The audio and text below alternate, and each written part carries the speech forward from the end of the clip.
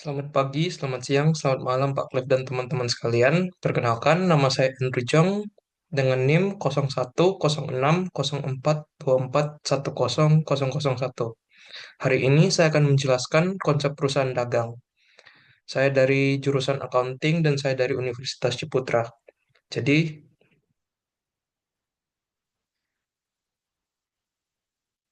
apa aja yang akan kita bahas pada siang hari ini? Yang pertama itu ada konsep dasar perusahaan dagang, FOB atau Term of Payment, dan perbedaan perusahaan barang dagang dan perusahaan jasa.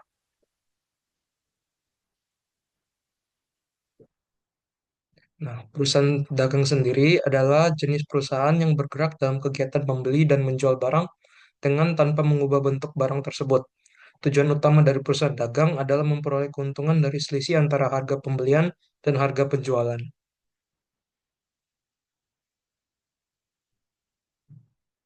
Berikut ada pencatatan dalam perusahaan dagang. Yang pertama ada metode perpetual. Metode perpetual sendiri, pencatatan transaksinya dilakukan secara detail. Setiap stok persediaan yang masuk maupun keluar akan dicatat lewat pembukuan. Yang kedua ada metode periodik. Pencatatan transaksi tidak dilakukan secara detail, tapi untuk mengetahui nilai persediaan harus dilakukan perhitungan secara fisik atau stok 6 di gudang.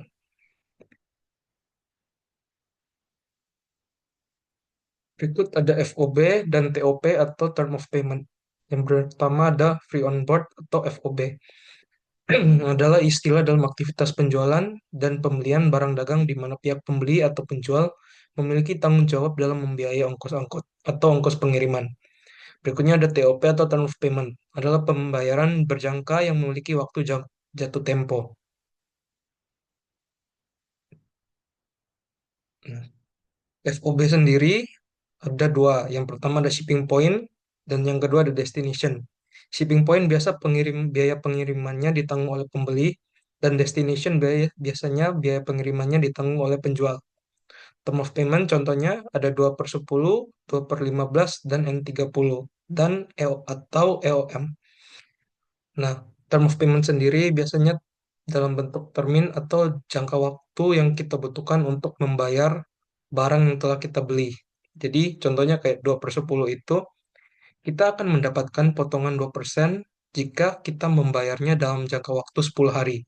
Jika sudah melewati 10 hari, maka kita tidak akan mendapatkan potongan pembelian atau diskon.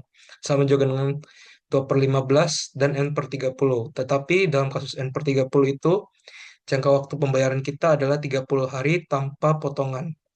Dan EOM sendiri itu term of payment di mana kita kalau kita membeli barang, kita harus selalu membayarnya pada akhir bulan bulan tersebut. Berikut adalah perbedaan perusahaan jasa dan perusahaan dagang. Nah, perusahaan jasa sendiri biasa perusahaan yang menyediakan jasanya seperti jasa pengiriman atau lain-lain. Biasanya tidak ada akun tambahan seperti HPP dan kawan-kawan. Tetapi perusahaan dagang itu dia yang menjual barang dagangnya atau menjual barangnya. Biasanya jurnal perusahaan dagang terdapat akun seperti HPP, retur, potongan pembelian atau diskon, dan lain-lain. Sekian dari saya, terima kasih telah mendengarkan.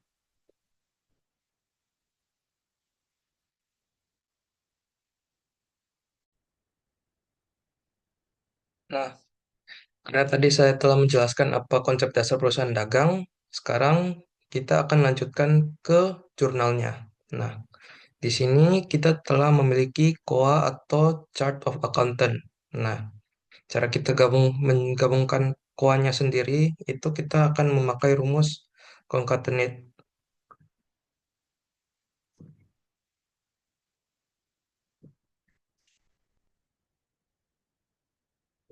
Itu kita pilih teks yang pertama, terus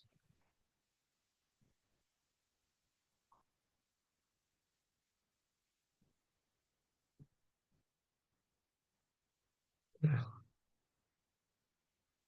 kita tinggal tarik ke bawah.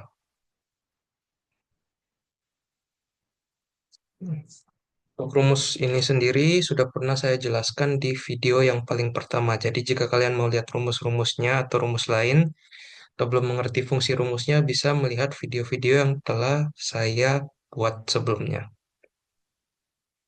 Nah, Untuk jurnalnya sendiri, untuk akun debit sama kredit ini kita akan memakai data validation. Nah, gimana cara kita pakainya?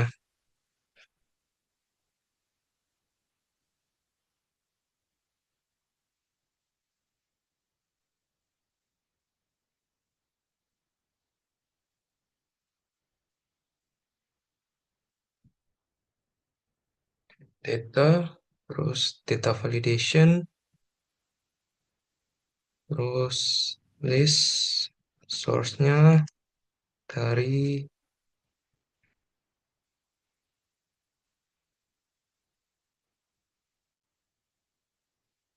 bagian gabungan.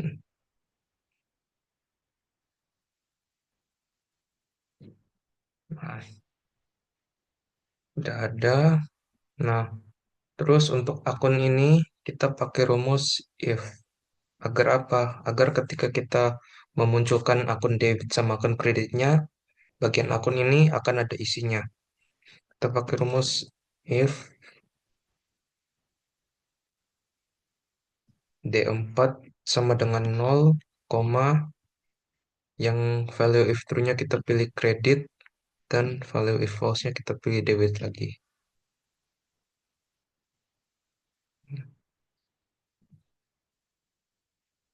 Nah, sudah 0. Ketika muncul 0 gini, tinggal kita tarik aja ke bawah.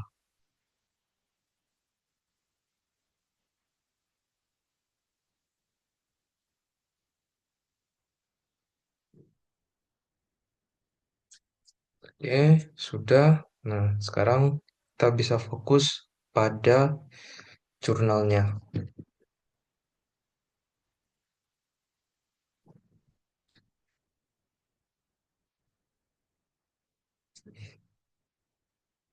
Di invoice yang pertama, pada tanggal 1 Mei 2026, kita menerima penambahan modal atau penyetoran modal berupa uang tambahan yang dilakukan oleh Tomokenko Entership kepada perusahaan kita sebesar 150 juta. Jadi, yang pertama itu tanggal 1 Mei 2026.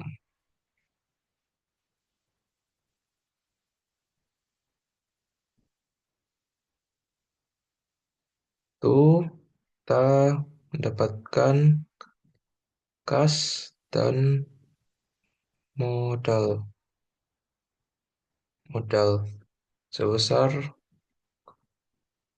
105 150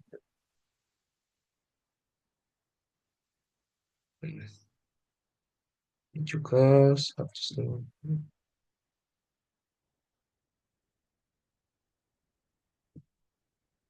kurang 50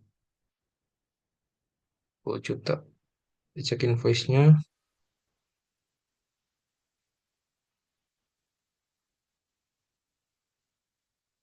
Ini penam- penambahan modal oleh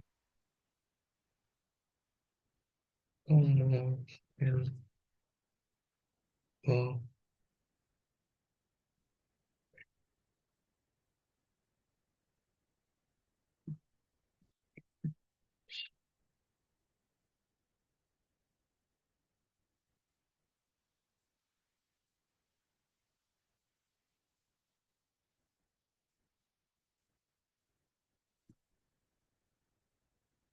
nah, terus untuk transaksi berikutnya ada kita memiliki pembelian barang dari PT Sigma Sempurna. Nah, syaratnya menggunakan pengiriman shipping point dan terminnya 2/10 N/20. Jadi, seperti yang tadi saya jelaskan, shipping point ini biasanya ditanggung oleh pembeli. Jadi, yang dimana kalau kita mencat,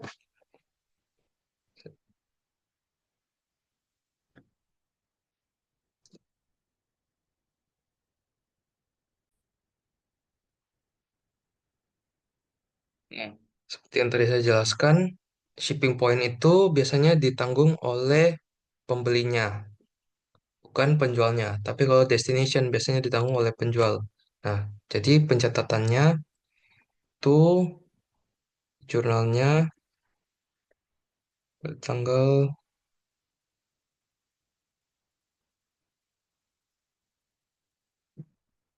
1 Mei juga tuh persediaan kita bertambah, terus hutang dagang kita juga bertambah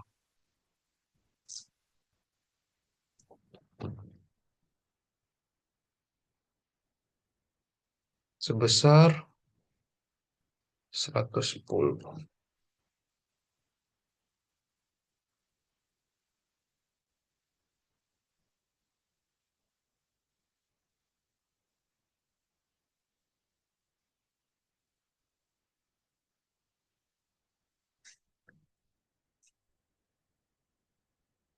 Hmm.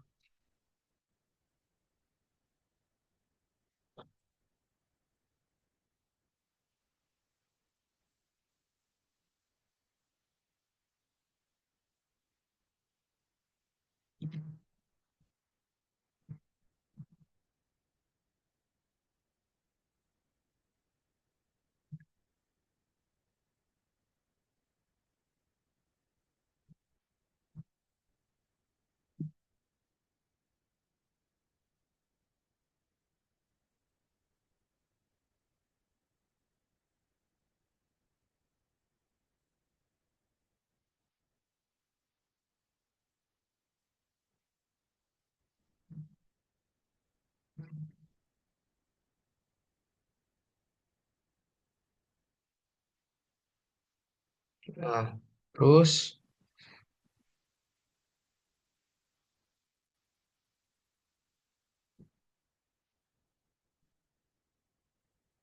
pada tanggal 1 Mei untuk ongkos kirimnya sendiri atau FOB shipping point tadi dalam jurnal kita akan mencatatnya sebagai persediaan. Karena apa? Semua yang termasuk biaya pengiriman untuk kita sebagai pembeli itu akan dicatat sebagai persediaan dalam jurnal. Jadi, persediaan sama kas sebesar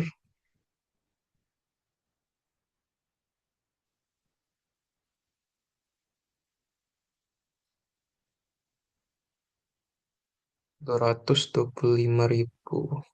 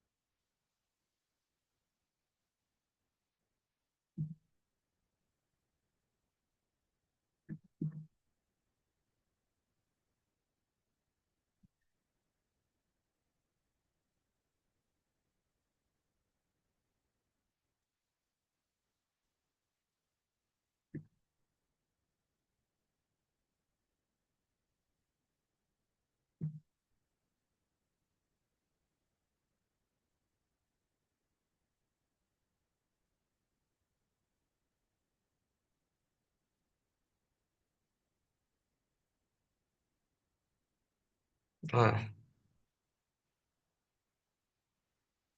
berikutnya pada tanggal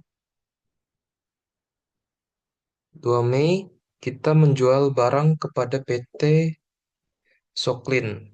Nah, pencatatannya itu piutang dagang kita bertambah,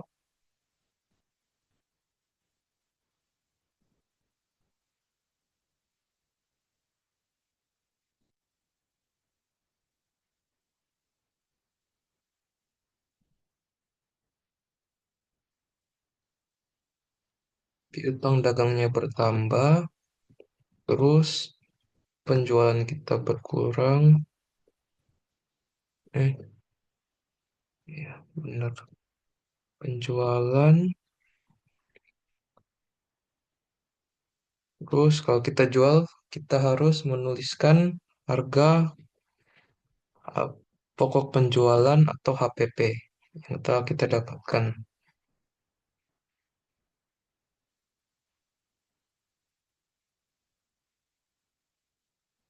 Terus pasangannya persediaan. Nah, piutang dagangnya berapa? Piutang dagangnya sebesar 112.500.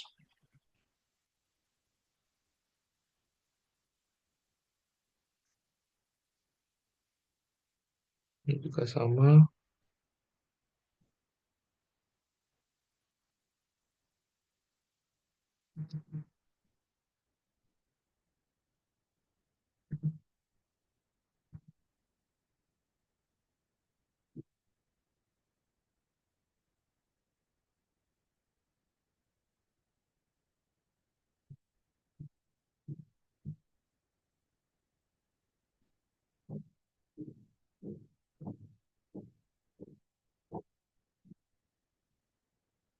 Nah, untuk mencari HPP-nya sendiri, kita itu akan menghitungnya dengan jumlah yang kita jumlah yang telah kita jual dan harga beli kita dari PT Sigma Sempurna tadi. Jadi yang pertama ada body wash 20, kita kalikan dengan jumlah yang telah kita beli tadi sebesar 1.500.000. Terus ditambah lagi 15 box odol yang kita jual, kita kalikan dengan harga beli kita 1.250.000.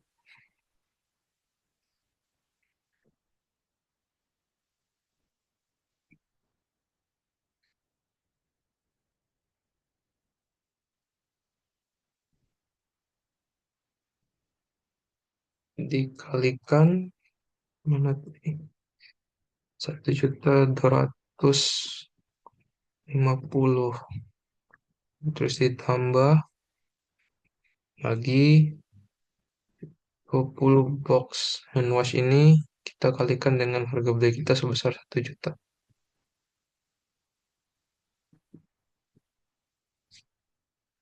Pencet ya.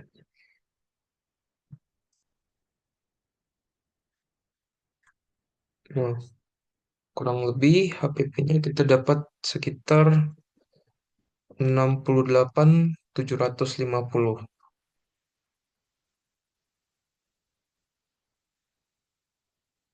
Ini adalah HPP yang akan kita catatkan di jurnal kita. 68.750.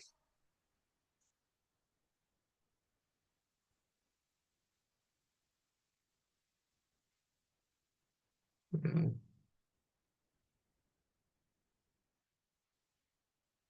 Sebenarnya kalau shipping point ini kita dalam jurnalnya kita gak usah mencatat shipping point yang kalau kita jual. Tapi karena saya ingin membuat bukti kwitansinya, maka saya membuat kwitansi yang diarahkan kepada PT Soklin.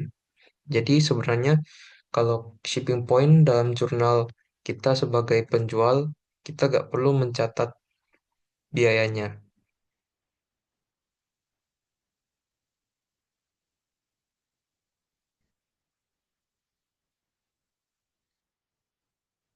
Nah, berikutnya karena tadi kita telah menjual sebagian stok kita, kita membeli lagi dari PT Sigma Sempurna lagi. Jadi, persediaan kita bertambah, hutang dagang kita juga bertambah.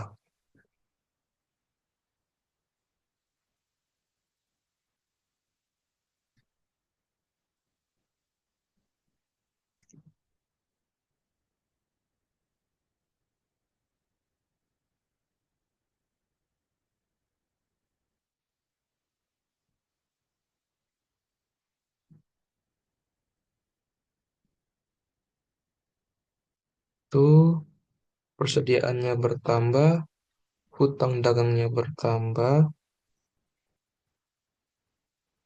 besar 262.500.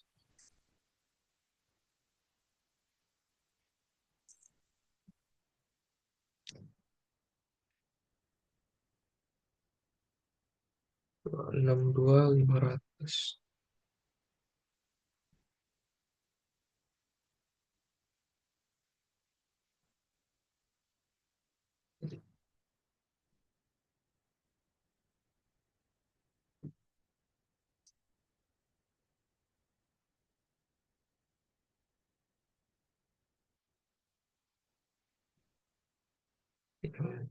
Terus di sini karena menggunakan destination, berarti FOB destination itu syarat pengiriman yang dimana pengirimannya ditanggung oleh pembeli. Jadi kita yang menanggung apa syarat pengirimannya atau FOB-nya. Nah, jadi pencatatannya gimana?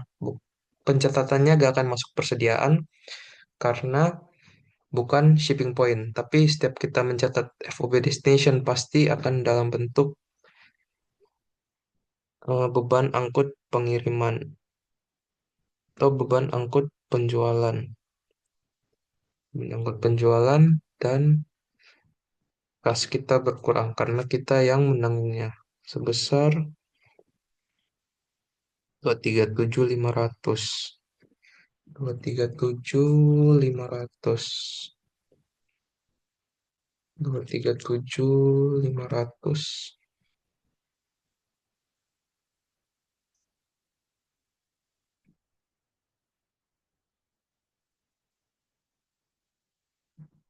Pembayaran FOB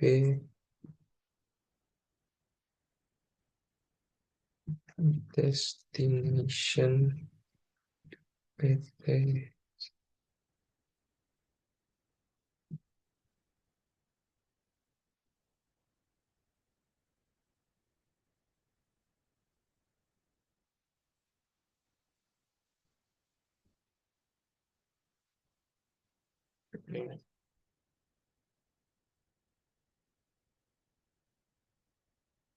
Berikutnya,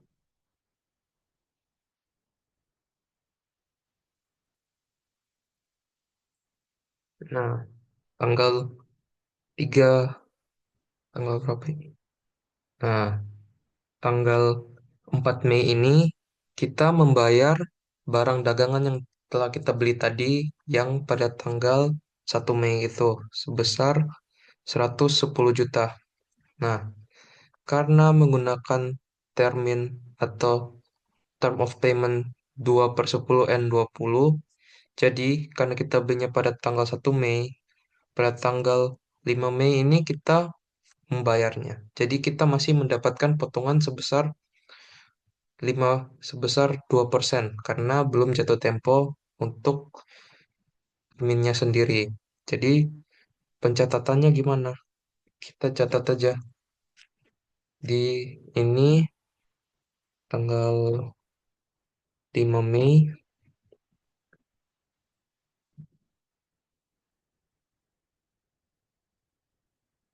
tuh kita catat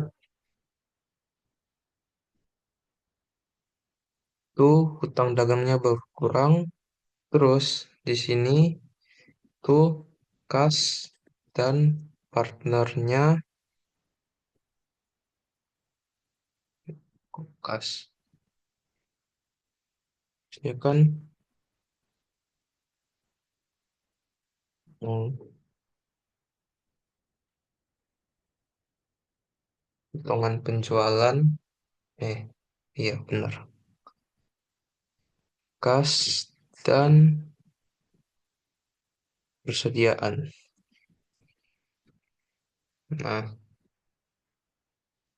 hutang dagangnya berapa? Hutang dagangnya tadi 110 juta. Terus,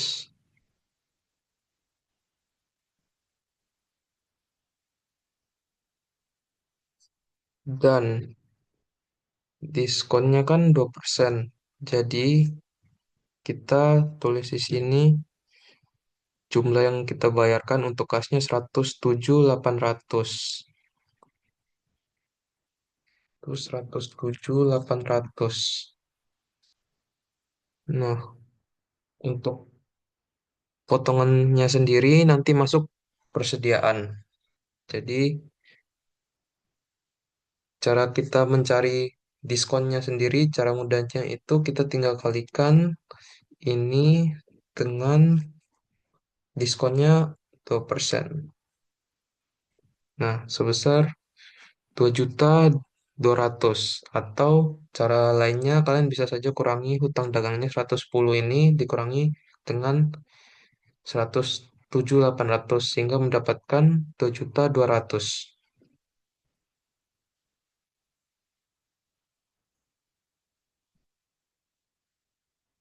Hmm, pembayaran barang dagang.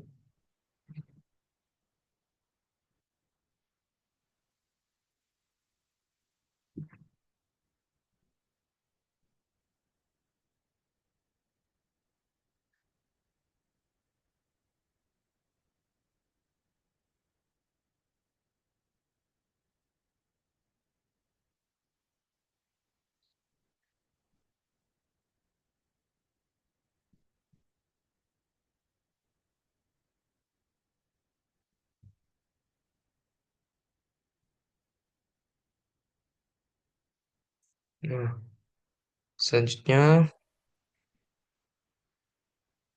nah, ini pada tanggal 12 Mei kita melakukan retur barang. Nah, untuk kasus ini sendiri sebenarnya ada penjelasannya. Jadi kan pada tanggal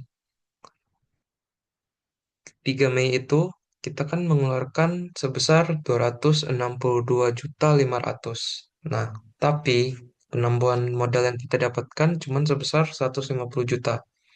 Nah, agar utang kita sehat, sebenarnya pada tanggal 12 itu harusnya PT Sigma Sempurna itu menagih kita atau memberikan kwitansi pembayaran.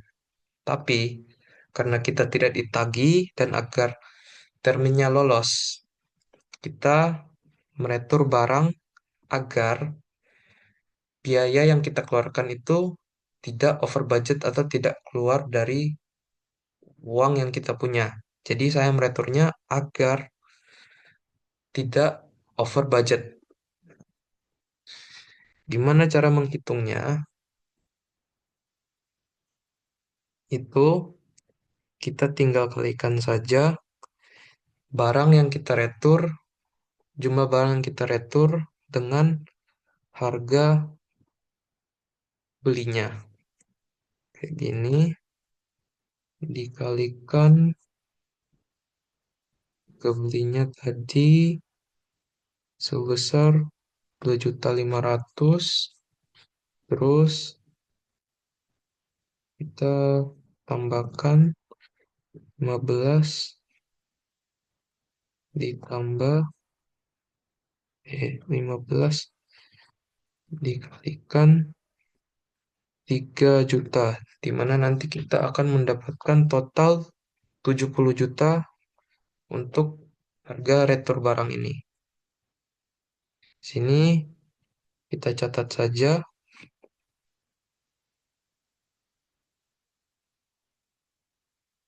tanggal 12.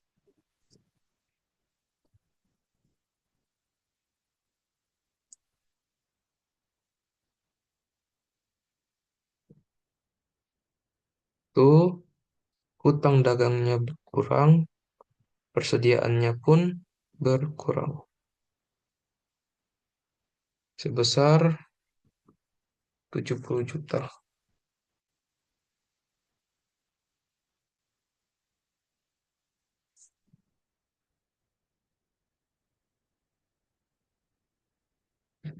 Retur barang.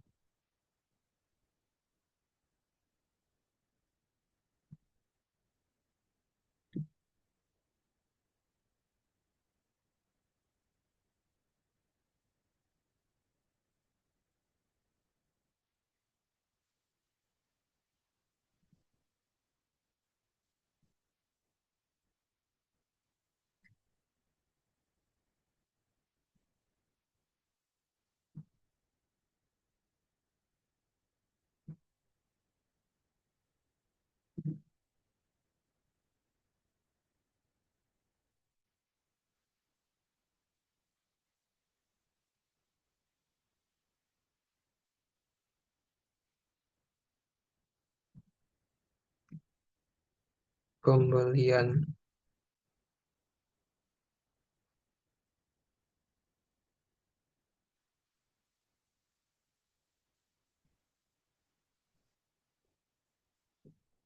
Nah, selanjutnya, nah, kita membayar kwitansi untuk transaksi. Kita menerima kwitansi pembayaran untuk transaksi tanggal 3 Mei tadi. Nah, karena tadi kita sudah ngeretur, jadi sisa face wash sama samponya itu sisa masing-masing 35. Nah, karena kita bayarnya pada 14 Mei dan terminnya di sini, terminnya terminnya 5/10. Jadi seharusnya kita bayar pada tanggal 12, tetapi mereka tidak menagih dan kita ngeretur, jadi terminnya lolos. Jadi kita tidak mendapatkan potongan. Nah, tapi karena kita sudah retur tadi, sisa yang kita harus bayarkan itu sebesar 192.500. Jadi 14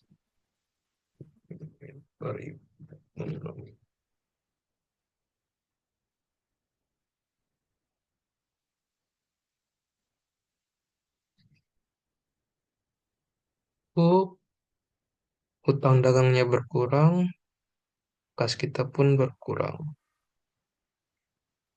sebesar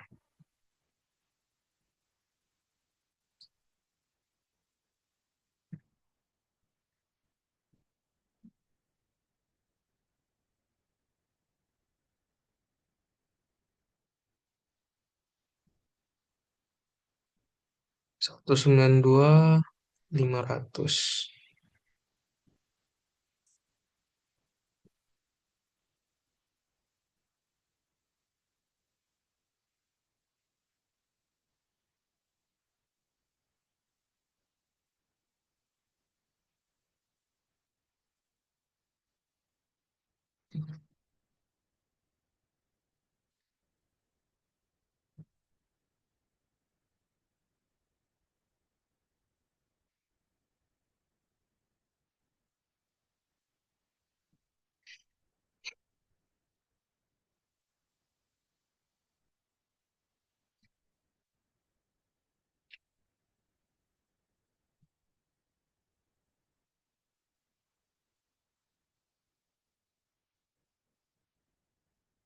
Nah, pada tanggal 16 Mei kita menerima kwitansi pembayaran dari PT Soklin untuk transaksi transaksi tadi tanggal 2 Mei tadi yang kita jual tadi. Nah, karena terminnya N/15 atau 1/15, jadi dia masih tetap dapat potongan karena dia membayarnya pada tanggal 16 Mei di mana dia masih mendapatkan potongan sebesar 1%. Jadi, karena kita sebagai penjual, kita mencatatnya sebagai potongan penjualan.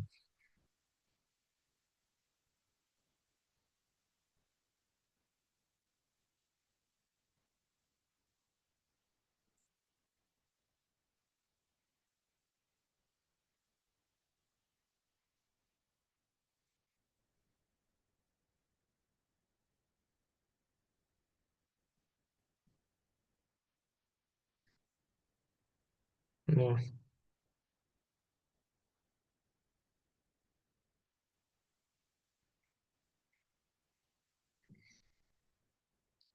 itu 16 Mei tuh di sini ada kas, potongan penjualan,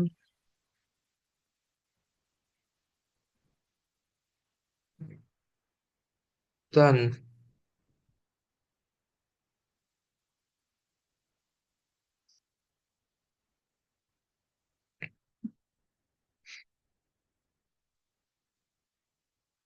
kan piutang dagang kita berkurang.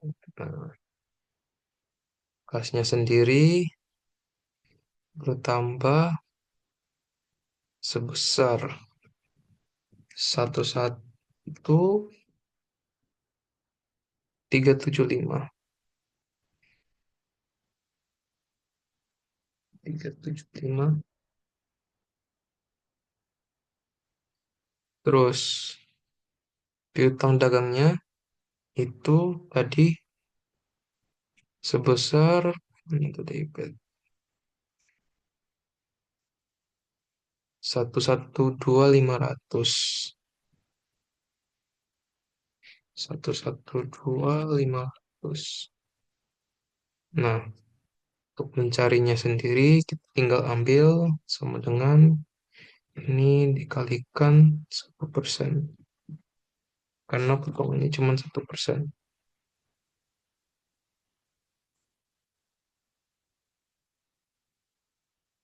Maksudnya 1.125.1.125.000. Ini pembayaran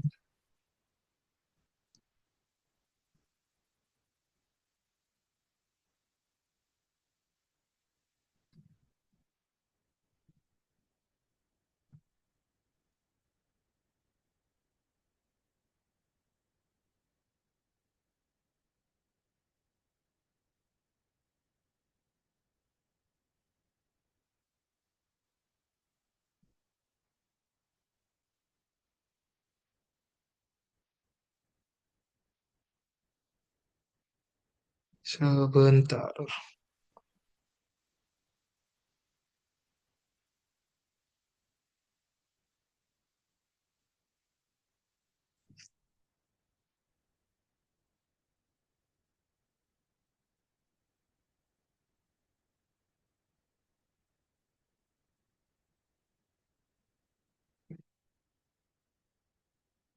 Satu tiga tujuh lima ratus.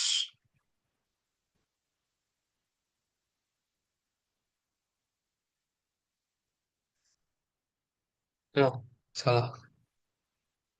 Kan tadi catat ya. Oke, lanjut.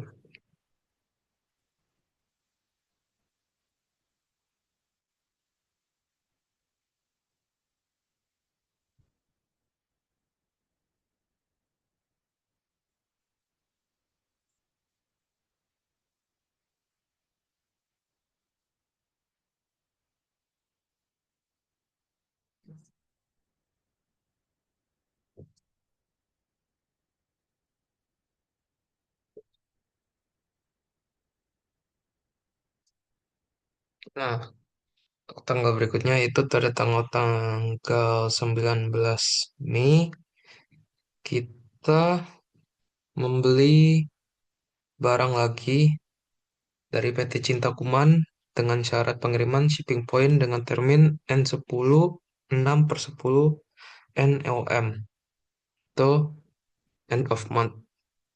Nah, jadi pencatatannya di sini juga ada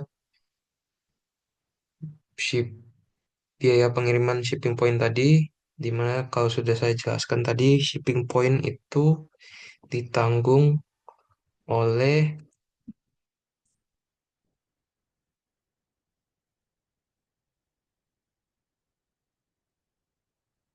pembeli.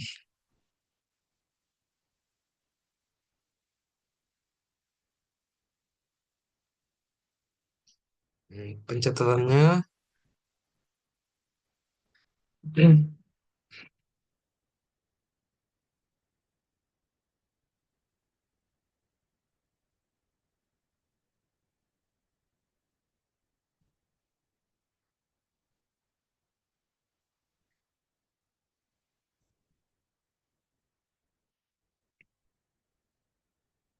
itu persediaan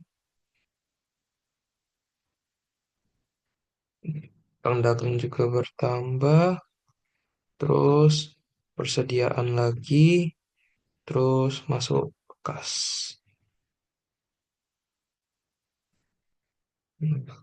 Karena shipping point itu ditanggung oleh pembeli.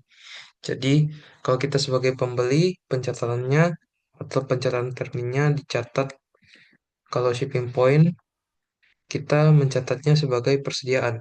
Tetapi, kalau sebagai penjual, destination itu ditanggung sebagai beban angkut karena FOB destination, penjualnya yang menanggung. Sediaan sebesar 92.750.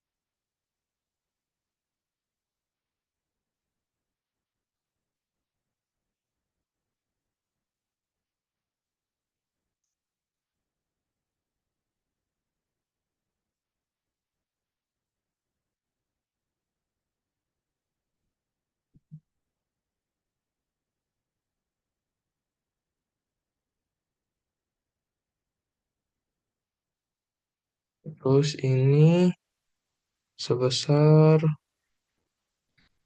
175.000. 75, 175.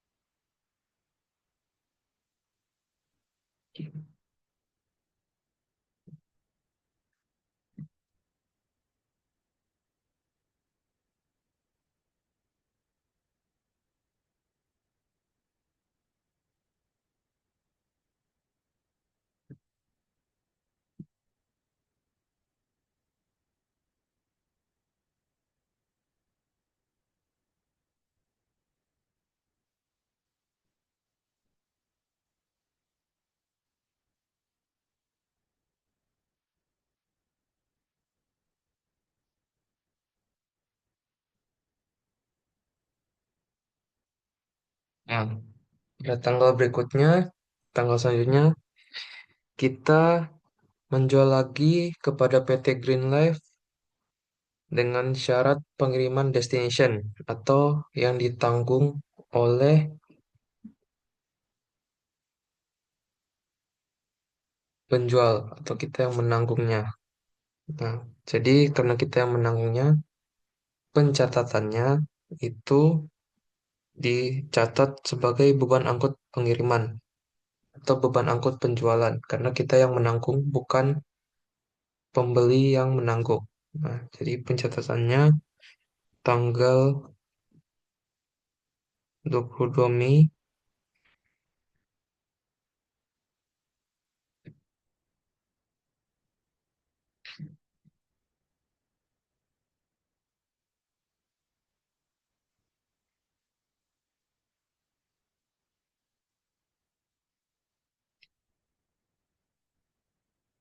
itu piutang dagang, terus penjualan,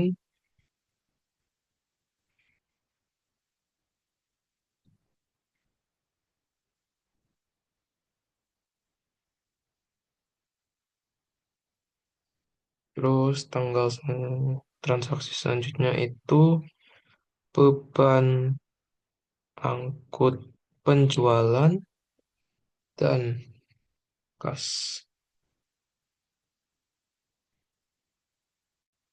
Piutang dagangnya sebesar 146.500.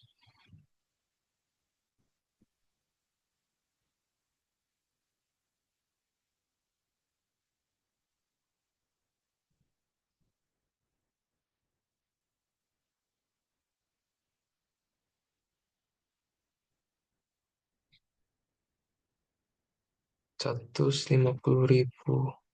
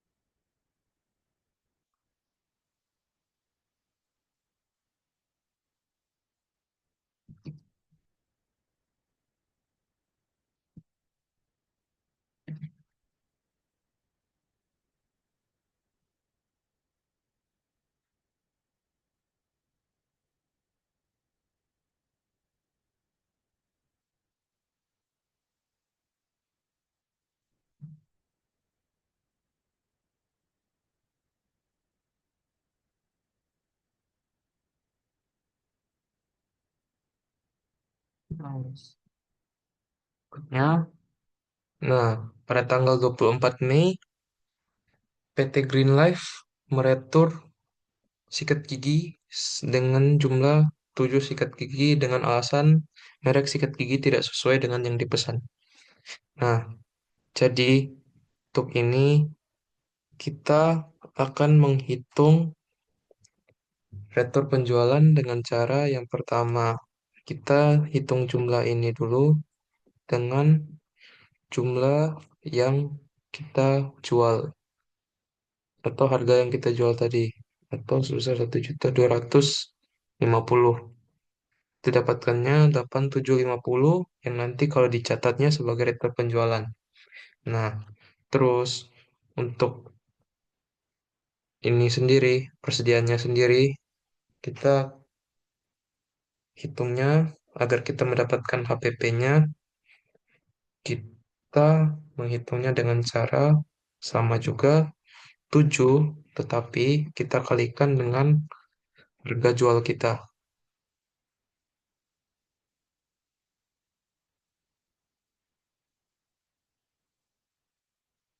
Oke, dengan harga beli kita agar kita mendapatkan HPP-nya. Nah, 1.150.000 dan kita akan mendapatkan jumlah 8.050 yang akan menjadi HPP buat jurnal kita. Nah, pencatatannya sendiri itu 24 Mei.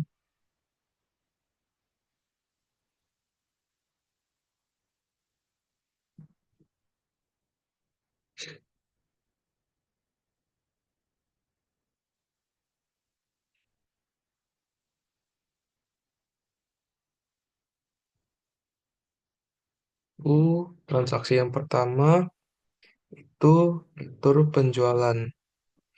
Retur penjualan terus partnernya piutang dagang. Nah, terus di sini itu persediaan sama HPP.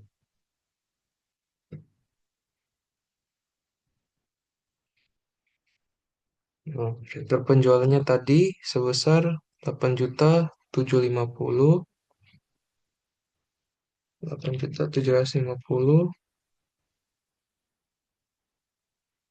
750.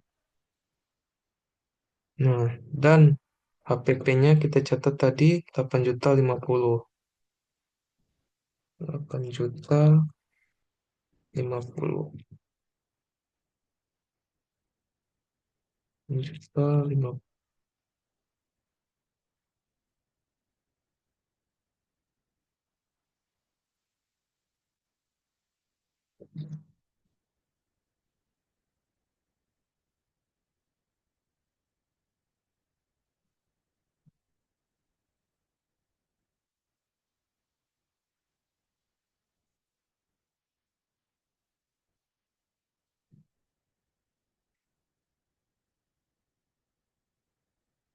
Nah, berikutnya kita menerima kwitansi pembayaran dari PT Green Life karena dia bayarnya pada tanggal 29 Mei dan termin yang tadi kita berikan kepada PT Green Life itu sebes 2/5 atau N per NOM karena sudah lewat dari batas waktu termin, dia tidak akan mendapatkan diskon penjualan atau potongan penjualan.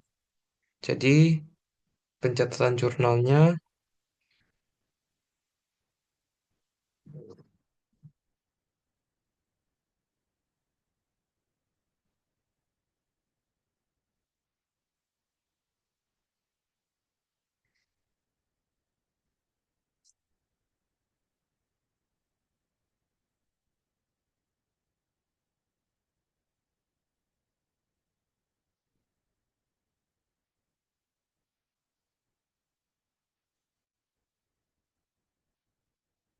gas kita bertambah, terus piutang dagang kita berkurang sebesar 100 37.750.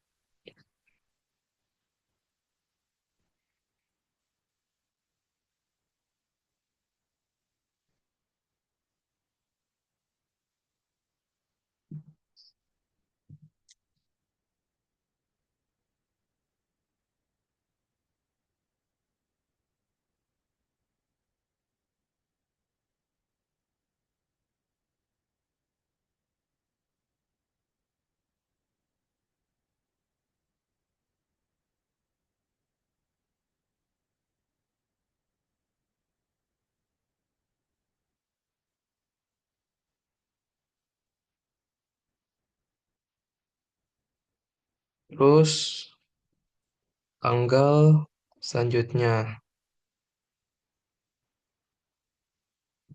itu pada akhir bulan ini kita membeli alat berupa mesin cash register atau mesin kasir dengan harga sebesar satu buah dengan harga 998.000. Jadi kita catat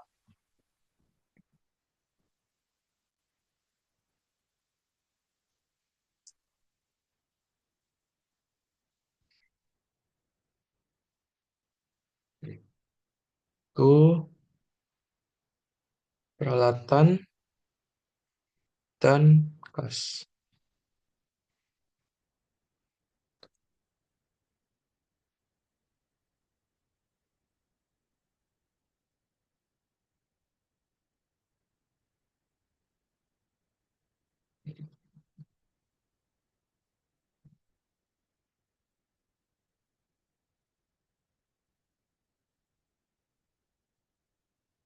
Nah, sekarang tinggal kita cek apakah jurnal kita sudah balance atau belum.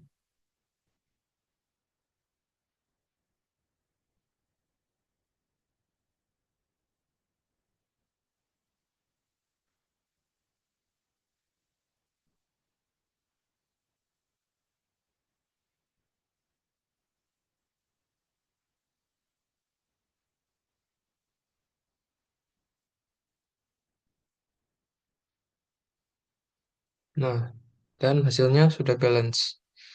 Di jurnal kita sudah balance.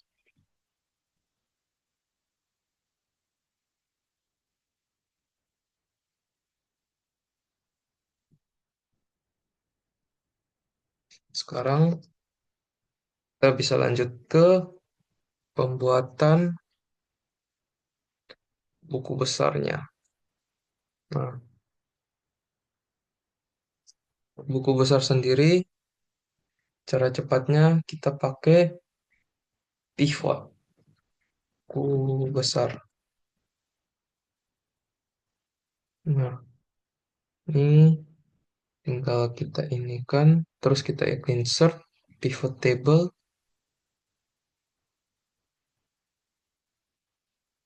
Nah, terus kita tinggal ambil dari jurnal, kita ambil dari bagian tanggal sampai keterangan ke bawah.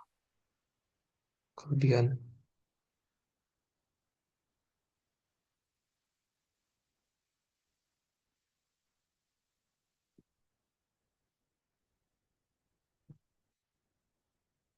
cek dulu. Nah, C3 sampai 4 sampai I43. Kita klik OK. Nah, pivot ini sendiri yang kita pakai adalah tanggal akun debit, tanggal terangan,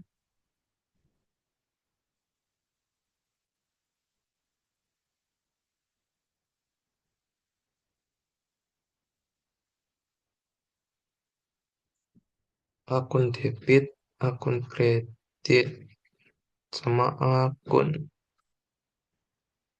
Nah, terus kita tinggal pindahin akun ini ke filter. Nah, terus desainnya kita ganti show in tabular form. Nah,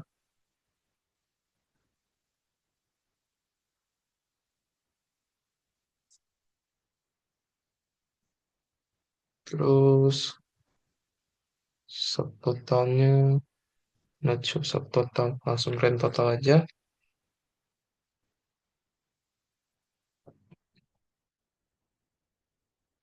Sudah, terus kini tinggal kita ganti jadi kas. Nah, terus tinggal kita copy, kita kasih jarak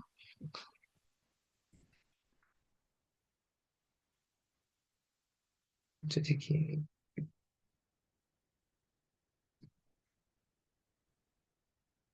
Oh,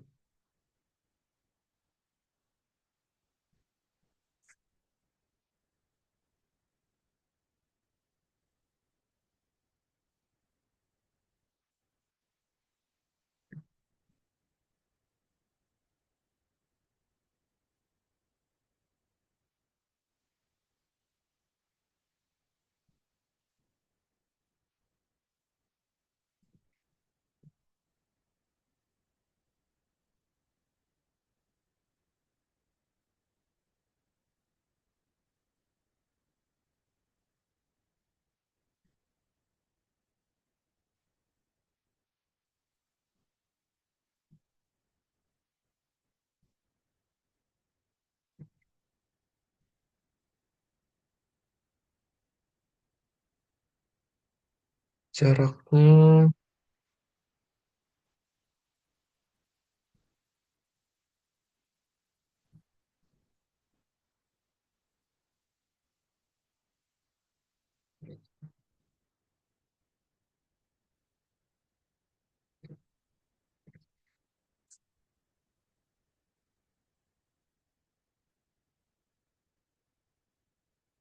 ini satu dan dua.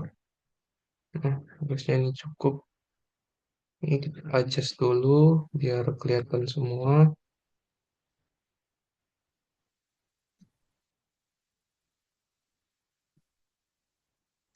Oke, di adjust.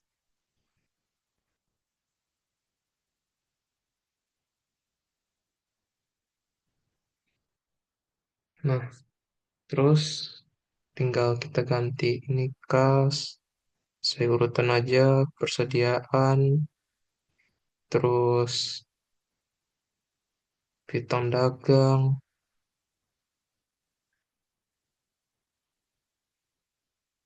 terus lanjut lagi peralatan,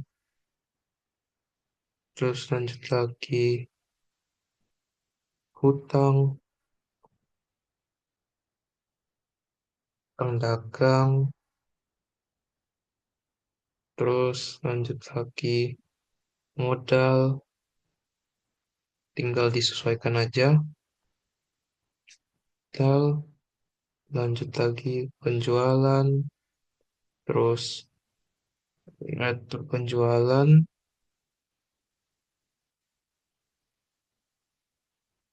terus potongan penjualan, terus ini kita ganti harga pokok penjualan, ini kita ganti beban angkut penjualan. Nah, sudah semua modal, potongan. Oke, buku besar kita telah jadi.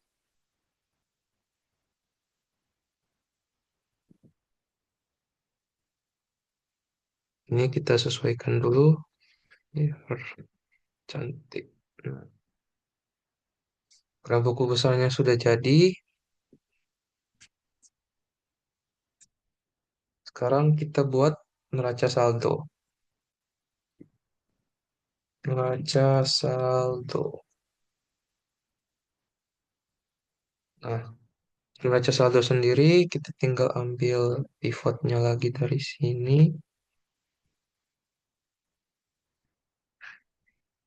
Terus tinggal kita tempel. Nah, ntar Ini belum disesuaikan ini panjangnya. Oke, udah sesuai semua.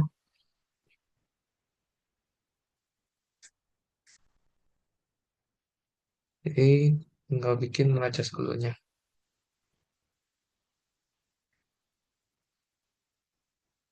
Untuk neraca saldonya sendiri, kita sesuaikan dulu ininya. Tapi kita ganti ininya. Yang nggak kita butuhkan itu tanggal, terus keterangan tidak perlu. Terus akun debit, akun KR dulu.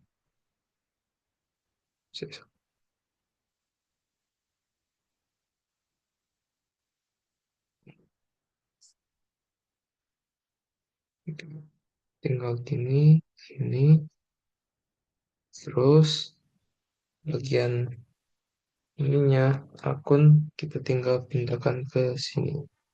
Nah, terus kita pivot table analyze, kita field item, calculated field, ini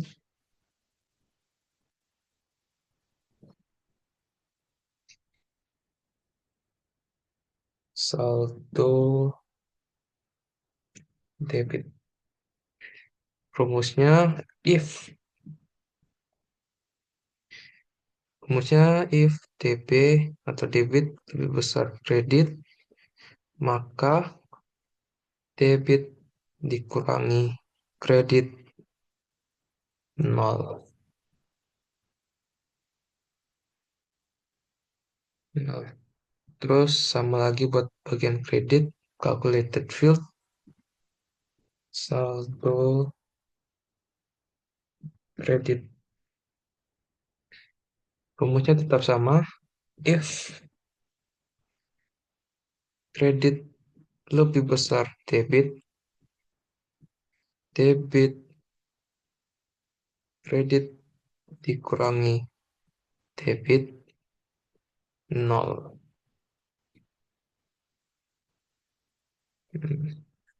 Terus kita desain, kita matiin aja ini show in tabular cuy.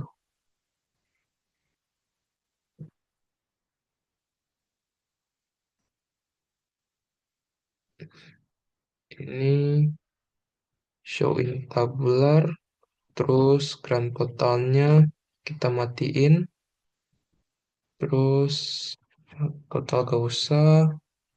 Nah, terus tinggal kita jumlahkan aja sum dari ini.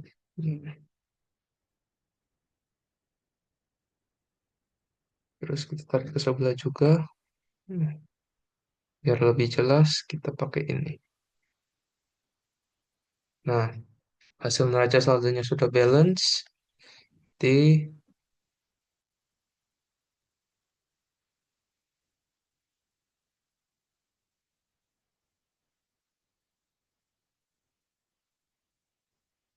kita bisa lanjut ke laporan keuangannya.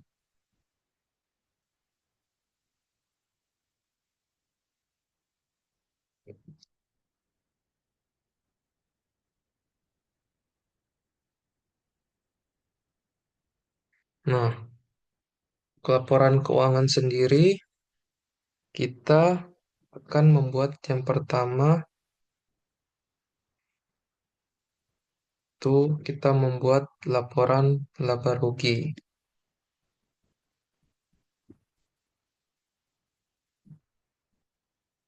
Oke.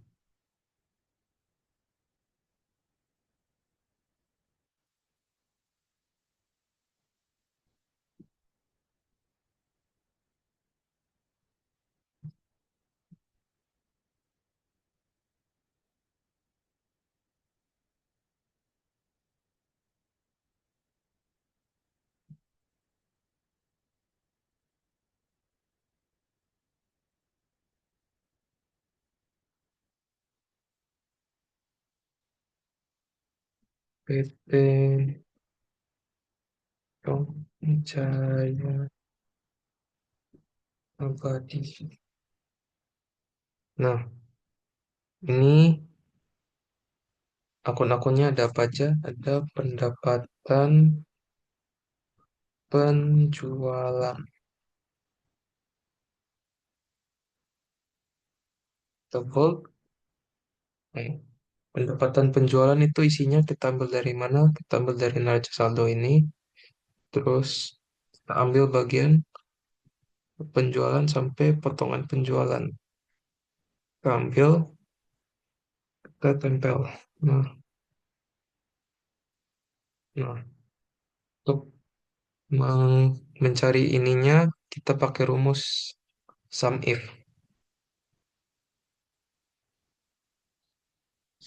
Sum if. Nah, sum if-nya, range-nya itu kita pakai bagian neraca saldo yang bagian kas sampai beban angkut ini. Terus jangan lupa kita string agar datanya gak kegeser.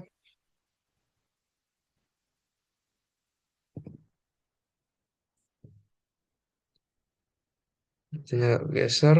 Sudah kita string, koma. Kriterianya yang apa? Kriterianya kita cari penjualan. Nah, terus koma lagi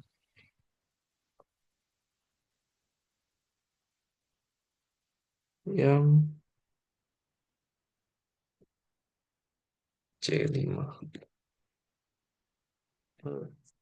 Terus kita pilih aja sum range-nya. Kita pilih yang bagian debit. Terus jangan lupa kita string lagi, tinggal Fn F4 agar datanya agak kegeser, agak ganti, terus kita tambah. Nah, karena kalau hanya bagian debit yang kita cari, nanti pasti hasilnya nol. Jadi agar kita bisa menemukan bagian kreditnya, agar hasilnya agak nol, kita cari bagian kreditnya dengan rumus yang sama. Sum if lagi, terus range-nya ambil sama, jangan lupa di string, koma lagi, kriterianya yang penjualan ini, atau C5.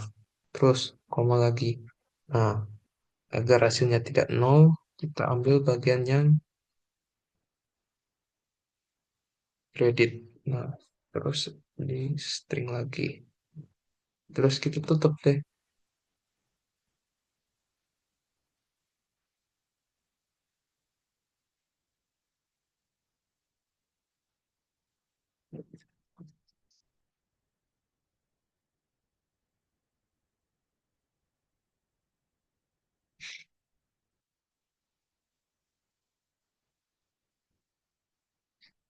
Kembali ke laporan keuangan.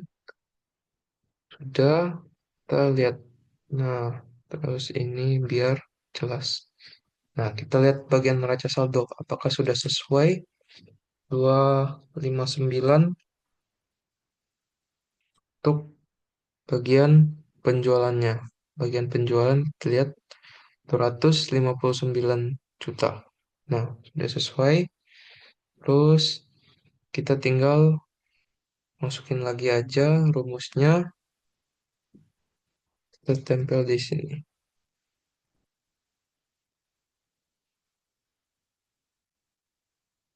Rumusnya tetap sama.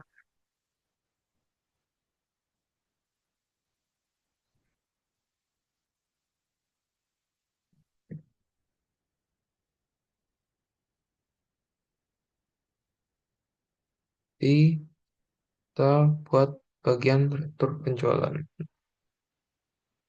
Rumusnya tinggal kita ganti jadi C6.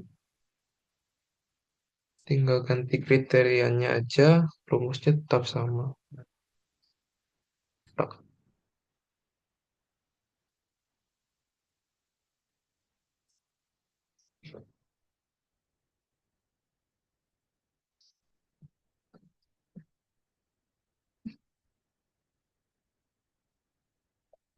Ini tinggal kita copy lagi di sini. 1125 kita cek neraca saldo. Benar. Hmm. Terus ini tinggal gini. Terus kita kurangi ini. Ini ditambah ini.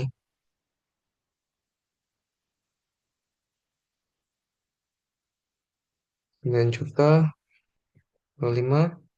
Terus sama dengan ini kurangi ini 49125 untuk mendapatkan pendapatan neto kita. Pendapatan neto.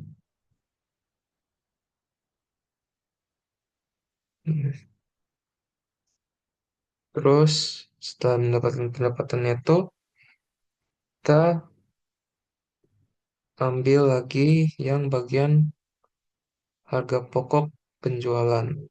Ini pendapatan neto, harga pokok penjualan.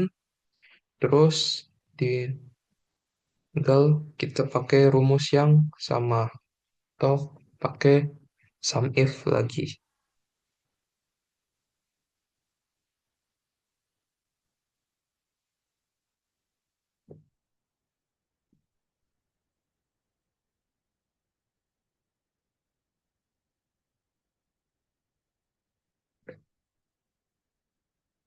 Tinggal ganti kriterianya.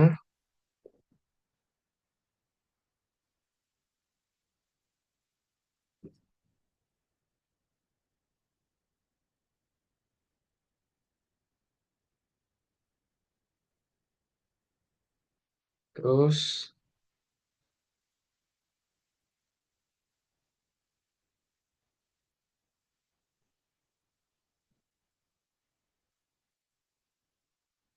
ada laba kotor, laba kotor.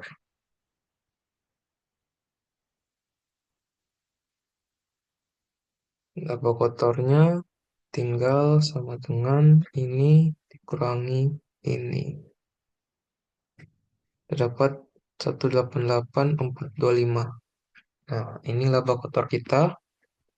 Terus selanjutnya ada beban operasional. Operasional ini kita ambil dari bagian beban angkut ini. Terus tinggal kita taruh di sini angkutnya pakai rumus yang sama lagi.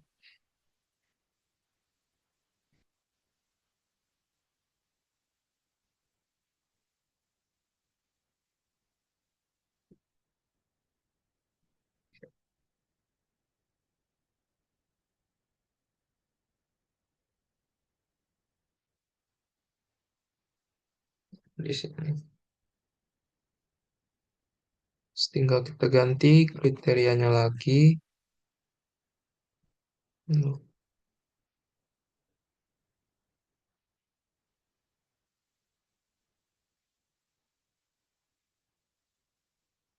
Ada ya,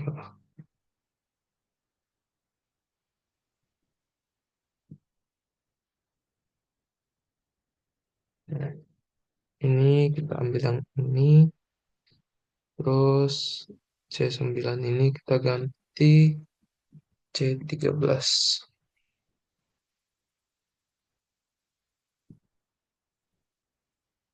Oke, tak. Nah,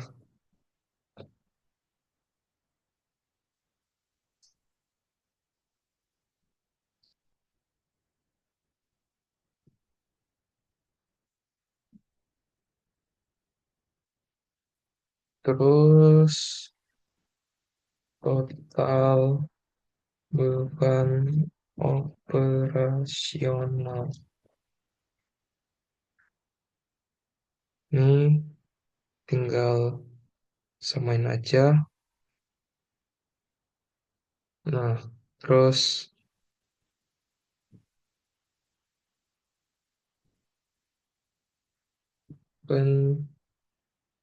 pendapatan dan beban beban lain. Ini kita akan nolin aja karena gak ada pendapatan sama beban-beban lain. Kita strip aja.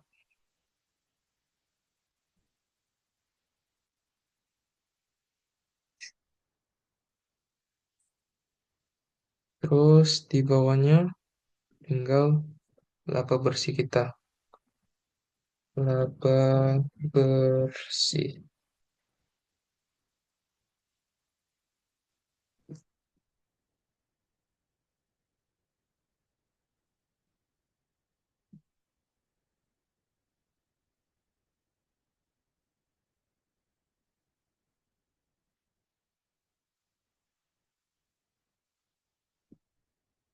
Laba bersih tinggal kita kurangi ini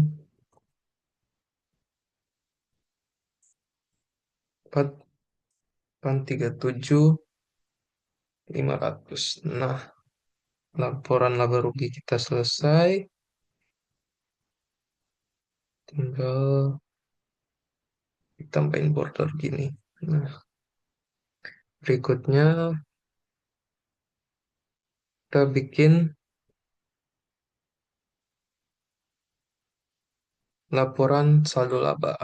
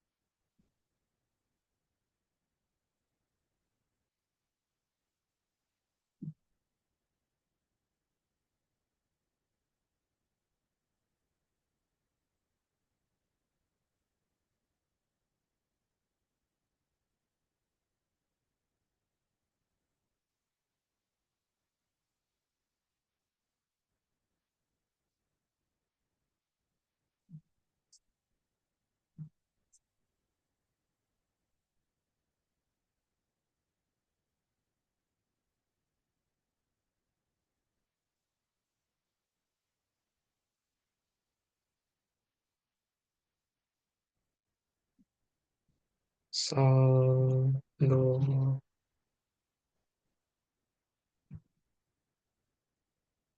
laba 1 Mei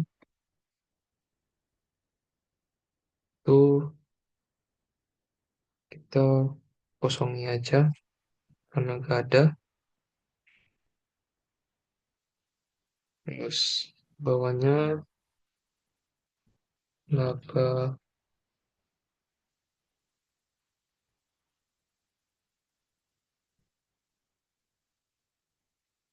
bersih. Bersih kita tadi yang ini 1,8037.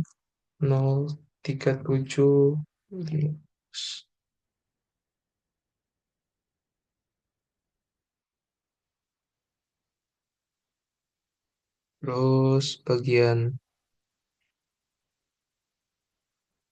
river itu juga kita kosongi karena gak ada, dan saldo laba 31 Mei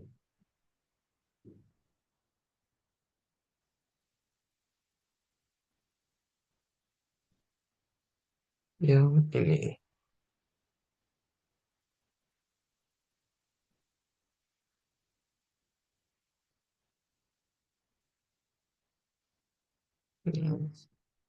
Untuk laporan saldo labanya selesai.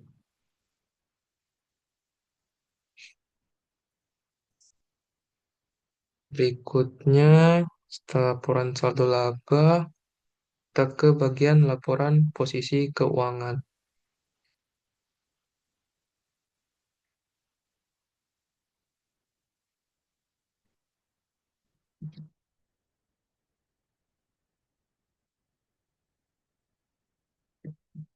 Laporan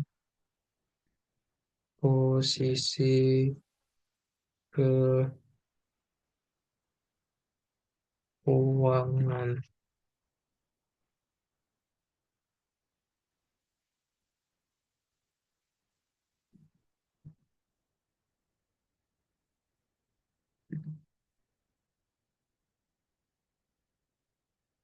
Yang berakhir 31 Mei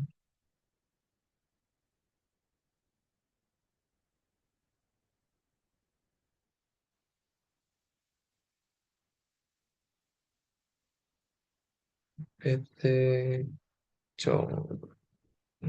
Ya. Hmm,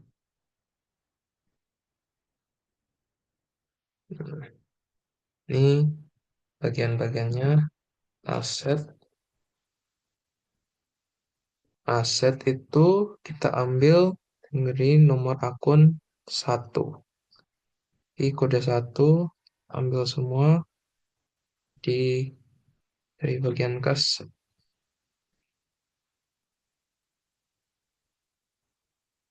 sampai peralatan kita ambil, kita tempel.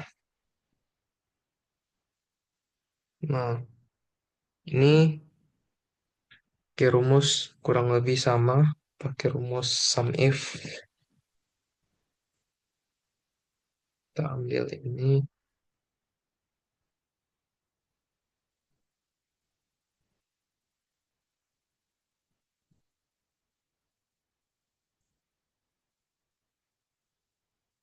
terus kita taruh di sini.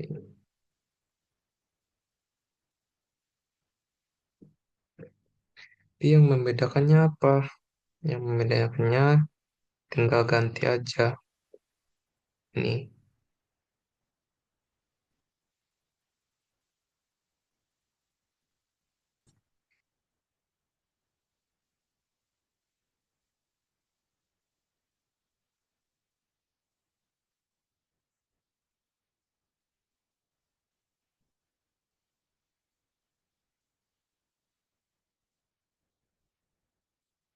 Nah,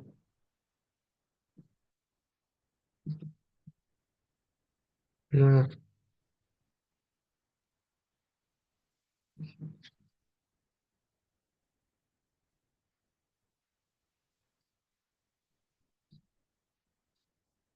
terus kita cek bagian neraca saldo, apakah sudah sesuai kasnya. Nah, karena sudah sesuai 97039.500, kita tinggal ikutin aja.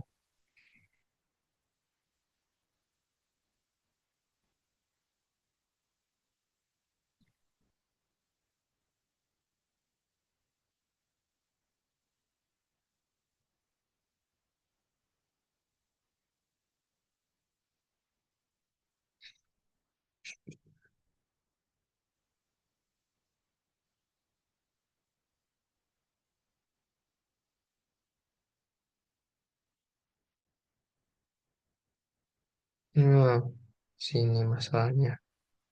Bukan piutang dagang seharusnya. Ini harusnya per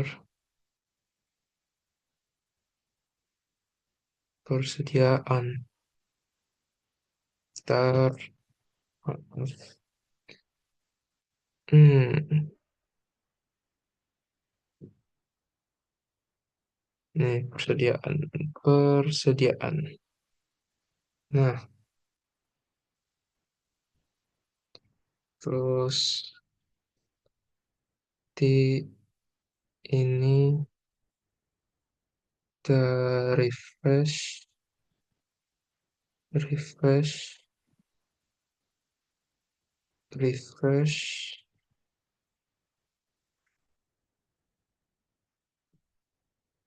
refresh. refresh,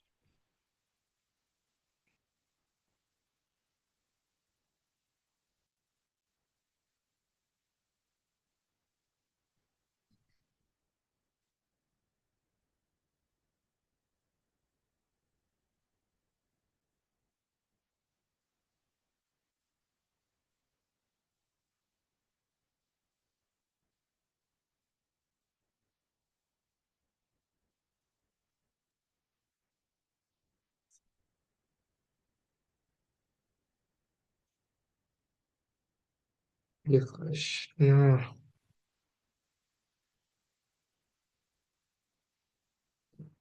seharusnya gini baru benar.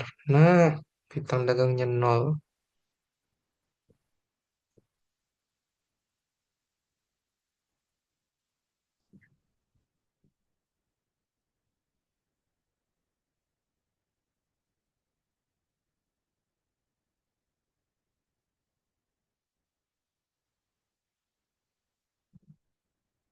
Total aset,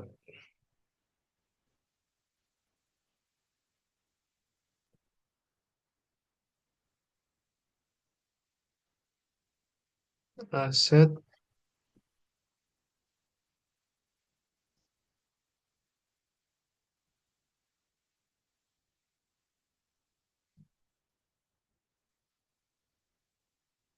430, 787, 500. Kita buat. Nah, asetnya terus liabilitas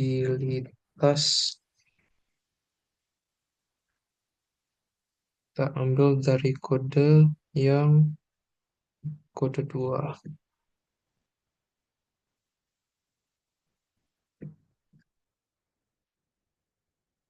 Terus total liabilitas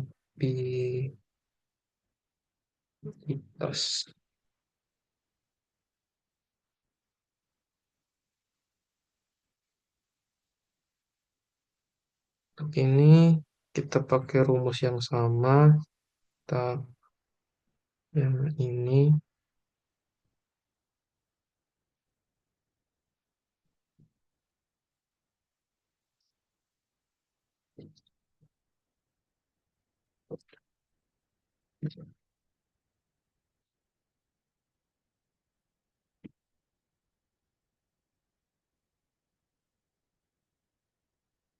laptop udah mau habis.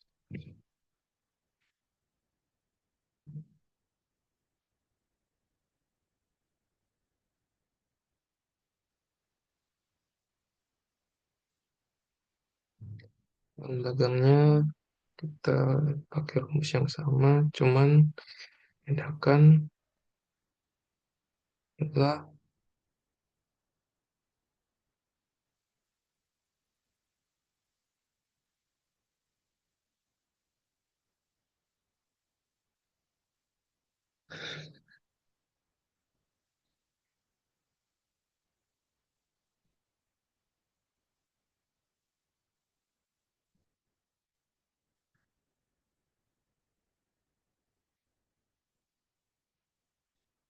cuma di kriterianya aja yang beda. Tapi source dan lain-lain tetap sama.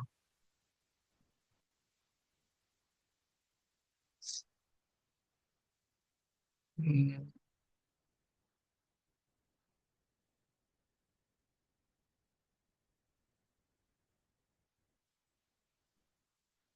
liabilitas kita ini both terus ekuitas itu kita ambil dari modal ini ambil dari kode 3 dan saldo laba.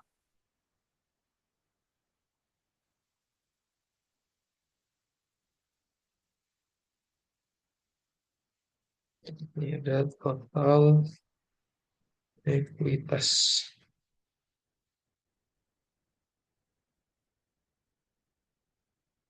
Nah, ini pakai rumus yang sama, pakai sum if lagi.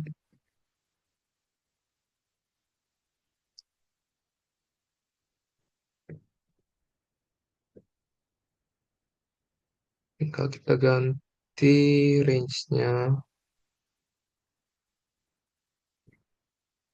16,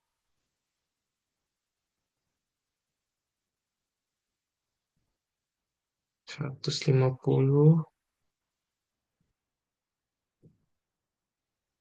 ya benar 150 juta.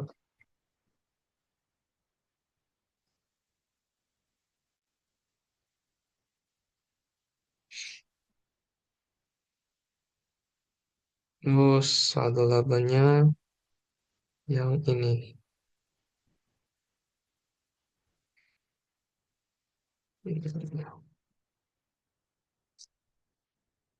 Terus soalnya ini ditambah ini 338 037 500. Terus yang terakhir total liabilitas terus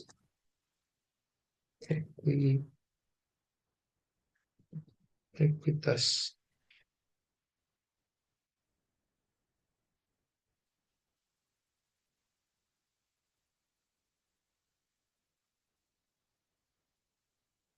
Tinggal kita jumlahin ini ditambah ini 430 787 500. Balance aset sama ekuitasnya di laporan posisi keuangan kita udah benar.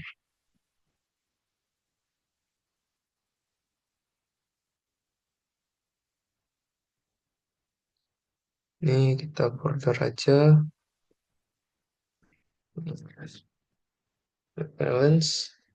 Sekarang kita ke laporan terakhir yaitu laporan arus kas. Nah, laporan arus kas sendiri kita akan bentar ya, laporan arus kas.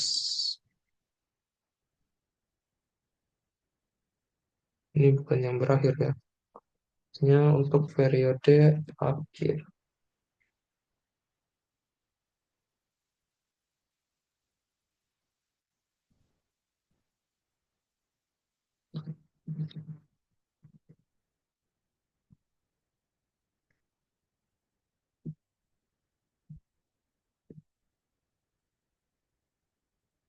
Berakhir 31 Mei 2026.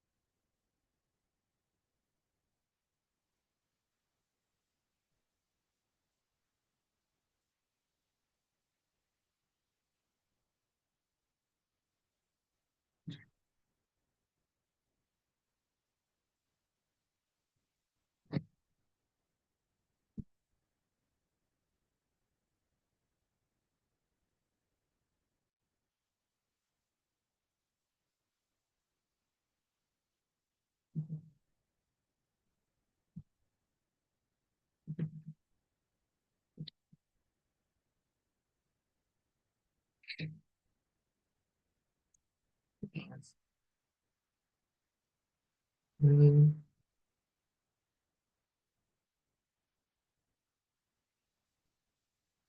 di sini lah ya. Kita akan ambil dari bagian buku besar yang bagian kas ini. Yang ini. Kita ambil dari sini, terus kita pindahin ke bagian ini. Terus kita sesuaikan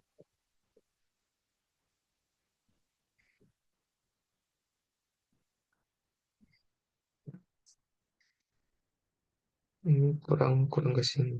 Nah, terus kita klasifikasi dulu transaksi-transaksinya kayak gini. Misalkan ini pembayaran shipping point, ini operasional keluar, ini penambahan modal, terus pembayaran barang dagang, operasional keluar, terus ini pembayaran barang dagang dari PT Soklin masuk, terus ini operasional keluar,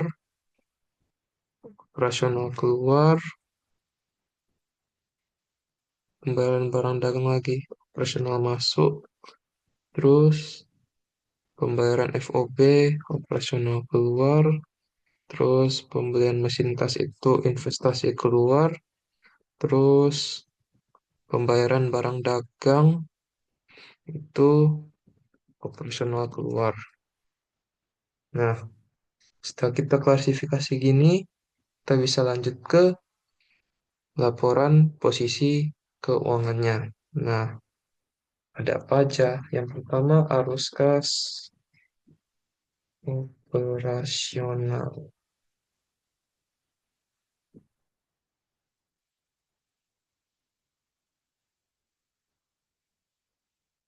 Ini ada pemasukan dari aktivitas operasional. Terus ini ada pengeluaran dari aktivitas operasional. Sini ada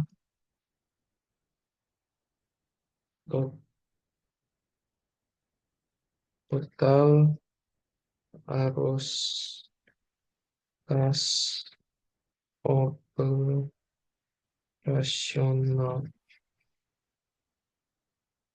Nah, hmm,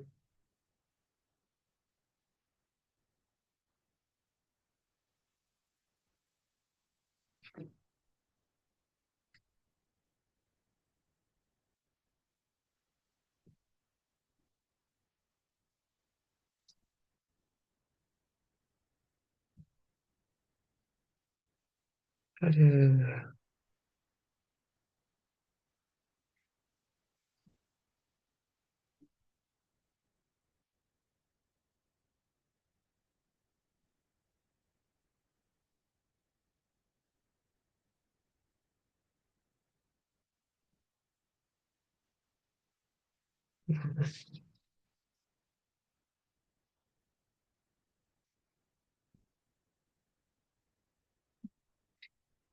untuk ini kita memakai rumus sum if lagi.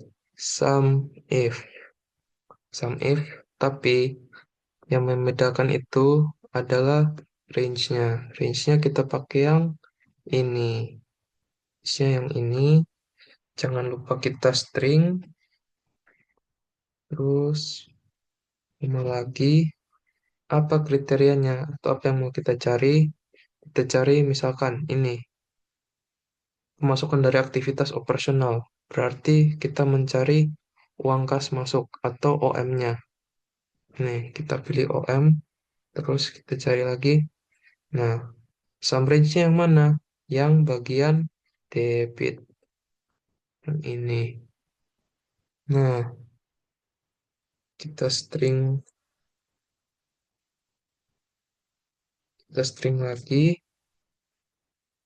terus kita tutup, kita nambahin karena kita yang cari yang bagian kredit agar hasilnya tidak nol. Jadi biar ada angkanya. Kita harus mencari bagian yang kredit. Ini terus sama lagi yang bagian ini kita string lagi, bagian operasional masuk, sama sum range-nya yang ini.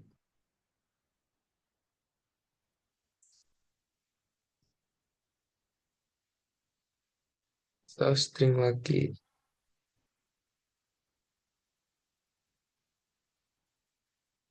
Nah, terus gimana cara ngecek kalau hasilnya benar? Ya kita hitung aja, yang kita tambahin aja, jumlahin aja. Bagian yang ini operasional masuk ditambah sama bagian operasional masuk.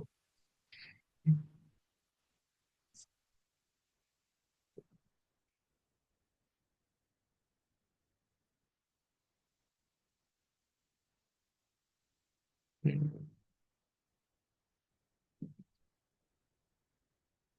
Kayak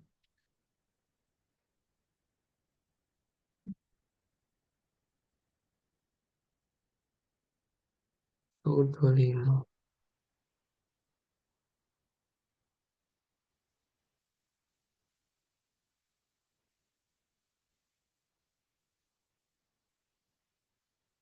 Ini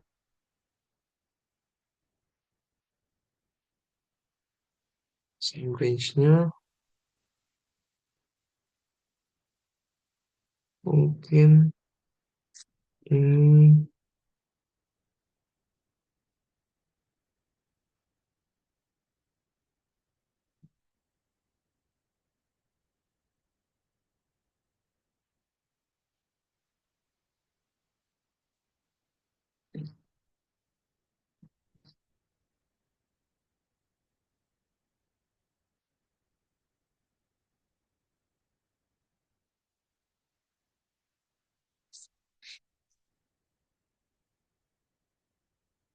cuman yang 192 ini ya, 196 50.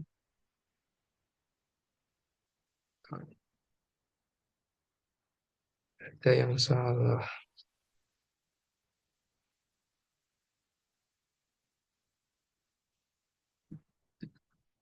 Sum if range-nya yang ini. Oke, udah.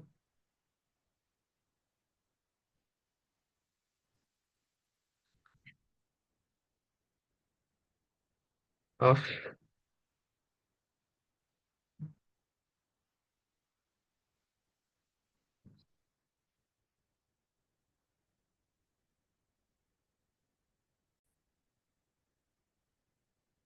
Nah, terus dengan sum if range-nya yang ini. Saya yang ini.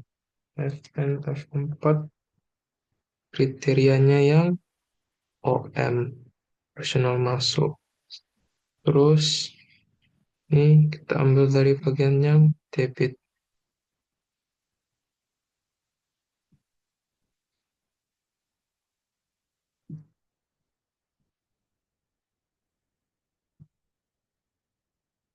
Tambah sum if yang ini. Terus F4 kriterianya yang OK, OM.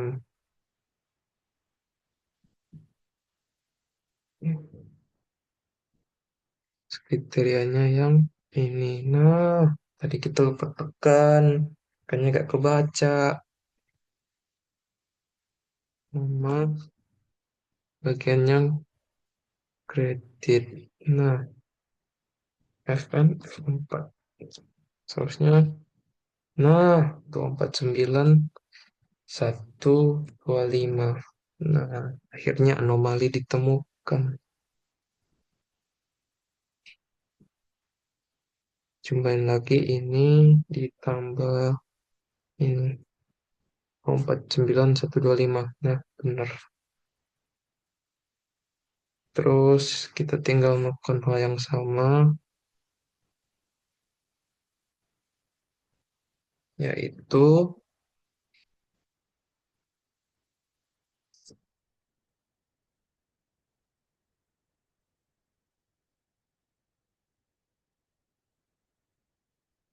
nah, terus ini sama dengan ini dikurangi ini.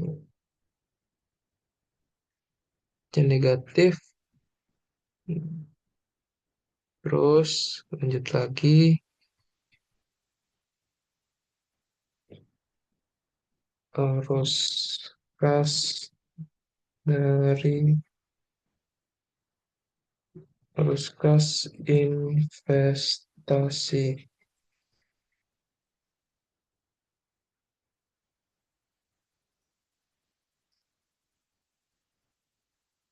pemasukan dari aktivitas dari aset tetap. Hmm,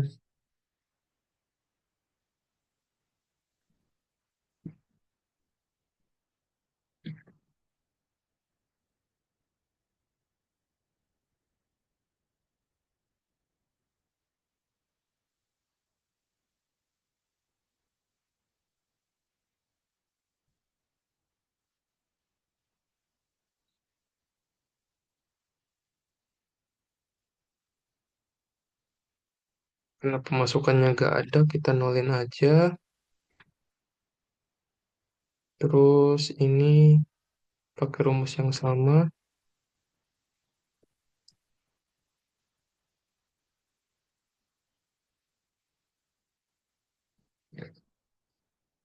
tinggal kita ganti kriterianya ke yang investasi keluar.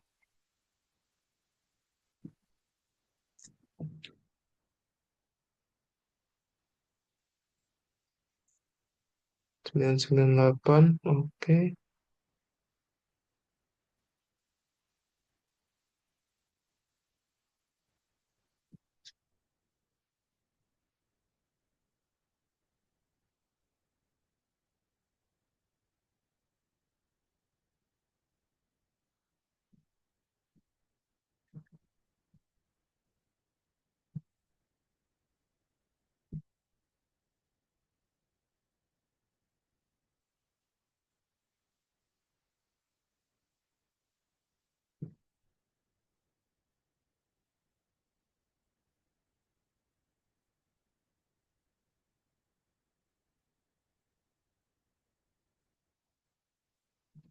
Arus kas pendanaan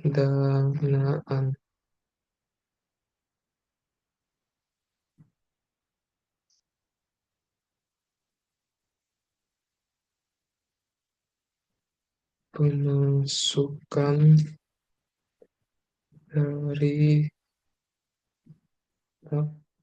aktivitas pendanaan pengeluaran dari aktivitas pendanaan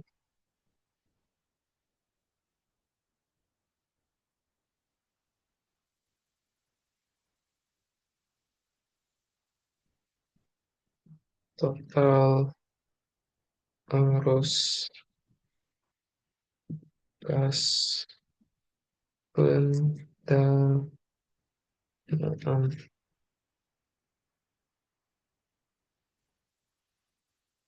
ini memasuk ke rumus yang sama lagi.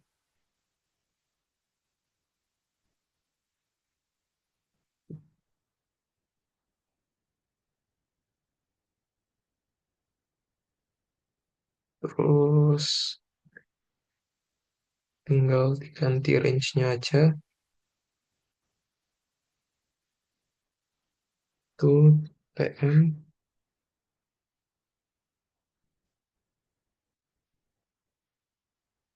24.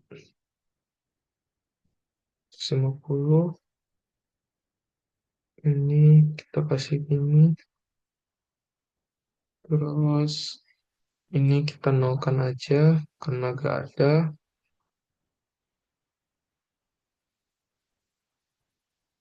Dan ini dikurangi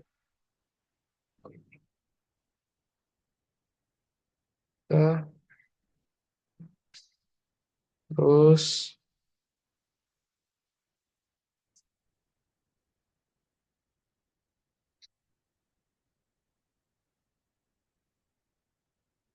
kas awal periode, kas akhir periode.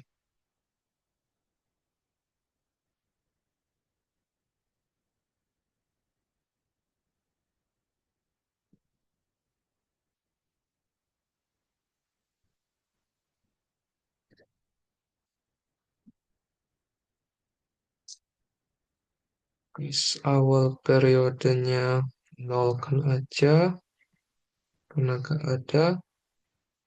Nah, cara mendapatkan kas akhir periode gimana? Tinggal kita jumlahin ini ditambah ini dan ditambah ini.